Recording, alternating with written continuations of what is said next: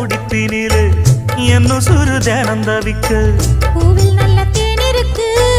பொன் வண்டு பார்த்திருக்கு இன்னும் என்ன தாமதமோ மாமனுக்கு சம்மதமோ இப்பவே சொந்தம் கொள்ளவே கொஞ்சம் என் அருகில் வாமா